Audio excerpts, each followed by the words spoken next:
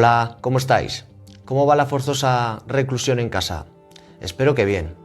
Hoy os traigo una recopilación de los coches más feos de la historia. No he hecho una clasificación porque entiendo que para gusto los colores y que lo que para mí puede ser feo, para ti puede que no lo sea. Por eso os pido que en los comentarios me pongáis el coche más feo que se os venga a la cabeza y así seguramente saquemos alguno más. Fue un diseño del diseñador Zagato, pero está claro que algo tuvo que ocurrir porque si de algo se caracteriza Alfa Romeo es por tener unos diseños exquisitos que rayan la perfección.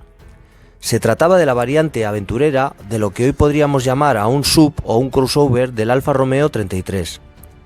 Sus siglas TL significaban Tempo Libero, o en castellano Tiempo Libre, y contaba con 7 asientos. Se presentó en el Salón de Ginebra del año 1983 y se dice que pasaron tanta vergüenza en la presentación sus responsables que desestimaron su puesta a la venta. Fue pionero en varias cosas, ya que montaba un sistema de tracción híbrido. Además, montaba un motor 1.5 boxer de gasolina y un motor eléctrico que impulsaba el eje trasero, consiguiendo la tracción total. Existen 2 unidades guardadas por Zagato. Después de la Segunda Guerra Mundial, BMW reanudó la producción de motocicletas, pero enseguida los responsables se dieron cuenta de que necesitaban un vehículo para protegerse de las inclemencias meteorológicas. Fue en el Salón de Ginebra de 1954 cuando descubrieron una motocicleta totalmente cerrada del fabricante italiano Isomoto. Este tenía unas características técnicas muy avanzadas para la época, como que su frontal se abría hacia afuera o que el panel de instrumentos y el volante estaban fijados a la puerta, por lo que la entrada al interior era muy cómoda. Pues bien, antes de acabar el Salón de Ginebra llegaron a un acuerdo con Isomoto y un año después presentaron el BMW Isetta, con detalles estéticos mucho más avanzados y un motor de BMW monocilindro de 245 centímetros cúbicos y 12 caballos de potencia, lo que lo llevaba a los 85 km/h y con un consumo muy bajo de 3,8 litros a los 100 km. Era un coche barato y fácil de conducir, su estética recordaba un huevo con ruedas, pero aún así fue todo un éxito de ventas. Es un pequeño vehículo militar que Volkswagen produjo desde 1968 hasta 1980. El diseño de su carrocería era muy sobrio, sin embargo tenía unas características únicas como poder desmontar las puertas, quitar el techo de lona o doblar el parabrisas. El motor era un 4 cilindros boxer de 1500 centímetros cúbicos, que desarrollaba 44 caballos. Este coche tuvo mucha aceptación en México como en Estados Unidos, donde son coches muy cotizados y valorados, por la sensación de libertad que daban. Se produjeron un total de 90.883 unidades. El Rally & Robin se lanzó al mercado en 1973 hasta el año 1981. Era un utilitario muy ligero, con apenas 450 kilos, y es que su carrocería era de fibra de vidrio, por lo que no le afectaba a la oxidación. Lo más peculiar de este coche es que solo tenía 3 ruedas. Tenía un motor delantero y tracción a las ruedas traseras, y la rueda delantera era solo para la dirección. Contaba con 2 motores de 4 cilindros, de 748 centímetros cúbicos y 848 centímetros cúbicos, con potencias de 30 a 42 caballos respectivamente, y un cambio manual de 4 marchas. Al tener solo 3 ruedas era muy delicado de conducir, por lo fácil que volcaba, y de su estética poco se puede decir que no sea malo. Eso sí, destacaba en un aspecto, y era un consumo muy bajo. Seguramente os acordéis de él porque salía mucho en Mr. Bean. Los coches eléctricos tampoco se libran de esta lista de los coches más feos del mundo, y es que entre 1974 y 1979 una compañía estadounidense llamada Sebring Badwar produjo este coche eléctrico vendiendo nada menos que 4.444 unidades. Contaba con 6 baterías conectadas a un motor que producían 3,5 caballos, con un peso de 589 kilos y una velocidad máxima de 40 km/h. Más tarde incorporaron 8 baterías y subió la potencia a 7 caballos y una velocidad máxima de 72 km/h.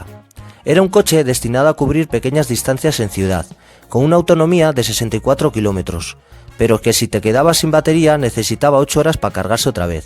Su estética, inspirada en los carritos de golf en forma de cuña, era horrible y no dejaba a nadie indiferente. El Citroën 6 Ami fue una berlina inspirada en los modelos 2 caballos y DS Tiburón. Estuvo a la venta entre 1961 hasta el año 1969 y se vendieron más de 1 millón de unidades. Tenía la luna trasera invertida y unía el techo con la puerta del maletero. El frontal también era muy llamativo, con un capó que se hundía a la altura de los focos.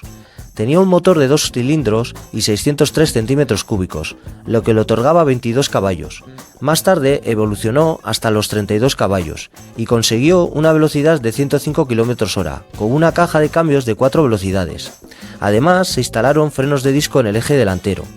Por cierto, deciros que en las revistas especializadas de la época lo que más criticaban era un precio muy elevado y además los frenos que al pisarlos chirriaban y vibraba la dirección. El Pontiac Aztek era un sub o un crossover que se puso a la venta en Norteamérica desde julio del año 2000 hasta agosto del año 2005. Contaba con un motor 3.4 V6 de gasolina que desarrollaba 185 caballos y una caja de cambios automática de 4 velocidades. Además tenía tracción a las 4 ruedas. La estética fue muy arriesgada, con un frontal con focos a 3 alturas al estilo de la Fiat Multipla, 2 huecos que hacían de parrilla y con un capot que tenía otros 2 orificios donde podía entrar las manos. El lateral era exageradamente cuadrado, con una tercera ventana con formas muy extrañas, ya que la caída del techo era muy pronunciada y la trasera era muy vertical y con unos focos muy pequeños. Hace unos años se revalorizó mucho este modelo gracias a una serie de televisión donde aparecía este modelo y la gente empezó a comprarlo de segunda mano. Corría el año 1998 y Fiat presentaba este monovolumen que no dejaba a nadie indiferente. Fue el diseñador Roberto Giolito el encargado de darle vida a lo que para muchos era un engendro. Lo normal era diseñar coches de fuera para adentro, pero aquí fue justo al revés, y se diseñó un amplio monovolumen con 3 asientos delanteros y 3 asientos traseros, pero con una longitud total que no fuera excesiva, solo 3,99 metros, y que tuviera una visibilidad interior sobresaliente. El asiento central delantero podía plegarse, quedando un apoyabrazos independiente para el conductor y acompañante, y además huecos para dejar cosas. El cuadro de mandos parecía que lo hubiera diseñado un niño de infantil. Además, la calidad dejaba mucho que desear, por lo demás cumplía. Tenía 2 motores disponibles, un gasolina 1616 válvulas con 103 caballos y un turbodiesel de inyección directa 1900 JTD con 105 caballos. Fiat, para dar a conocer este coche, hizo una campaña de marketing por todas las ciudades de España, y yo teniendo 21 añitos, qué tiempos, recuerdo que pude probarlo bien en un puerto de montaña, y tengo que decir que me sorprendió lo bien que iba tanto el motor diésel como la estabilidad, ya que giraba siempre plano y sin inmutarse. Por cierto, este coche fue expuesto en el Museo MoMA de Nueva York. El Chrysler PT Cruiser fue un coche que mezclaba las formas retro de los coches de los años 30 con la modernidad del Plymouth Prowler. Se presentó en el año 1999, en el Salón de Ginebra, y estuvo a la venta hasta septiembre del año 2010. Su diseño exterior tenía tantos detractores como seguidores, y no se puede decir que fuera un fracaso de ventas, ya que vendieron más de 1,35 millones de unidades en todo el mundo. Sus motores eran un 1600 de 116 caballos, un 2000 de 140 caballos y un 2400 atmosférico de 143 caballos, pero es que también había versiones turbo, con 180 y 223 caballos. En el viejo continente se le incorporaron 2 versiones diésel, de origen Mercedes, con 121 y 150 caballos. Lo peor de este coche era su aerodinámica, con nada menos que un CX de 0,38, y esto se traducía en un mayor gasto de combustible. Chrysler, al ver el éxito que tenía este modelo, decidió incorporar también una versión cabrio. El Nissan Cube de tercera generación fue un monovolumen del segmento B y se puso a la venta en el año 2010, pero en Japón, que por cierto fue todo un éxito de ventas, se inició en el año 2008. Como su nombre indica, su diseño es cuadrado, para maximizar el espacio interior, y su exterior con un parabrisas muy recto y con un CX de nada menos que 0,35. En la zona trasera nos encontramos con un portón que abre lateralmente. Se ofrecían 2 mecánicas, un gasolina 1600 de 110 caballos y un diésel 1500 DCi con la misma potencia. También podía montar una caja de cambios automática CVT. Dejó de venderse en Europa a principios del año 2011 provocado por sus bajas ventas. Y seguimos con Nissan. El Nissan Juke es un crossover o un SUV que se puso a la venta en el año 2010. Apostaba por un diseño muy comprometido y arriesgado que parecía hasta futurista, con unos pasos de rueda muy marcados y un frontal con unos focos redondos muy grandes al lado de la parrilla, y otros muy alargados en la zona alta del capó. La parte trasera tampoco pasaba desapercibida, ya que le dieron un estilo coupé. En el lateral teníamos unas ventanillas muy pequeñas con unos tiradores integrados, lo que nos hacía pensar que estábamos ante un 3 puertas. Primaba más la estética exterior que la habitabilidad o el maletero, con tan solo 251 litros. La oferta mecánica era bastante amplia, con potencias que iban desde los 94 caballos hasta los 190 caballos, con 3 motores de gasolina y un motor diésel. Podía tener tracción 4x4 y caja de cambios automática CVT, siendo la manual de 6 velocidades. Este coche, aun teniendo un diseño que a muchos les parecía horrible, no se vendió nada mal, con cerca de 1 millón de unidades vendidas en los 9 años que estuvo a la venta. Ahora tenemos la segunda generación de este modelo, con una estética mucho más agraciada y sobre todo mucho más habitable.